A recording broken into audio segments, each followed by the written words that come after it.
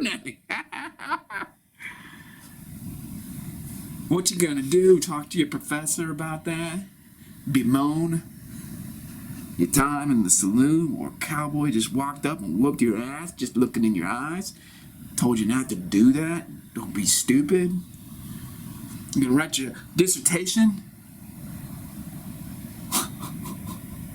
on how butthurt you are? The fucking cowboy's 200 years old. He's seen whippersnappers like you. You're dissociated. He knows that. I know that. You don't know that. You don't know what dissociation means because you made a religion out of dissociation. It is actually who you are. Every single thing that comes out of your mouth, every thought that you think is the religion of dissociation.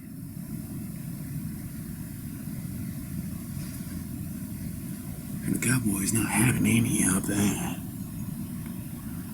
You might as well be an Apache with your bone tomahawk.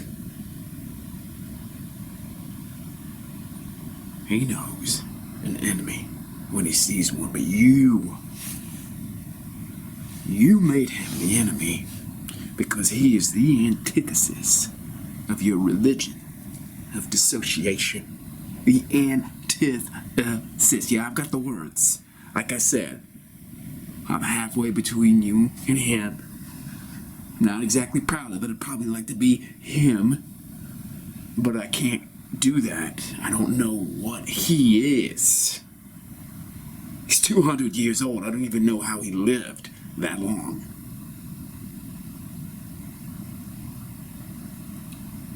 I might read your dissertation, I might. Because I still want to know how you think.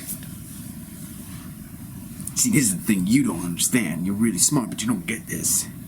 Like I said, for all intents and purposes, you're an Apache to this cowboy. You want to scalp this cowboy with your Aristotle and your Derrida. The seething resentment that I mentioned earlier. Bullets. Bullets in this cowboy. He could feel them. Everybody could feel them. It's like you walked in, you judged the whole fucking place. It was like a Gatling gun of bullets. You can see them. And it's like all the walls have bullet holes in them, and you can see the sunlight streaming through as it cascades to the dust. And the dust does that dance. That's what happened. I kind of liked it. You walked in and you shot the place up. I don't know why. I don't know what you're doing in this side of town, in this part of the universe. How you strolled in, ambled in like a decadent academic. You're violent. You don't even know that you're violent. That cowboy, he knows. He's violent. He doesn't even sit in judgment of his violence because he's living a violent life out there on the plains and the prairie and all that good romantic stuff. He is living in a life and death world. Physically. You are living in a life and death world mentally. And you've overlapped.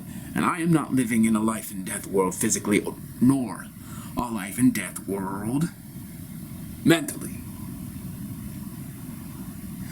To my eyes, you're perverted. I'm talking about you. You.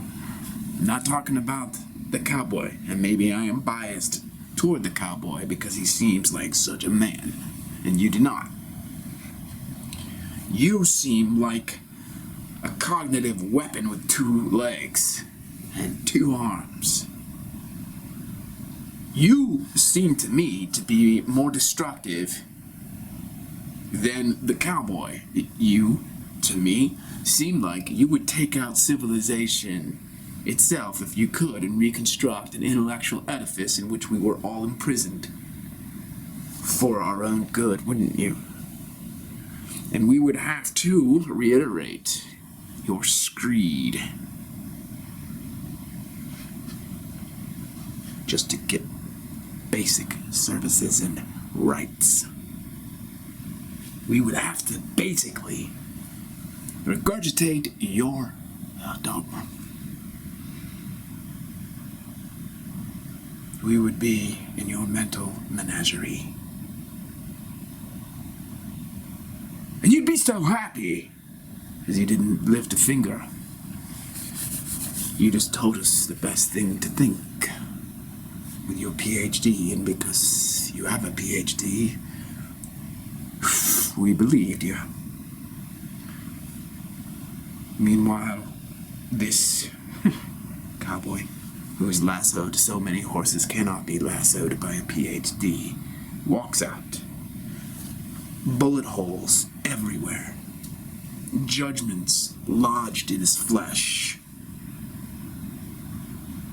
That's nothing to him, but to someone like me, a disaffected urbanite, trying to reconcile disparate worlds. It's unsettling to see a cowboy walk that way after such a brush with death. He doesn't know that he almost died. I know. And you think that you killed him.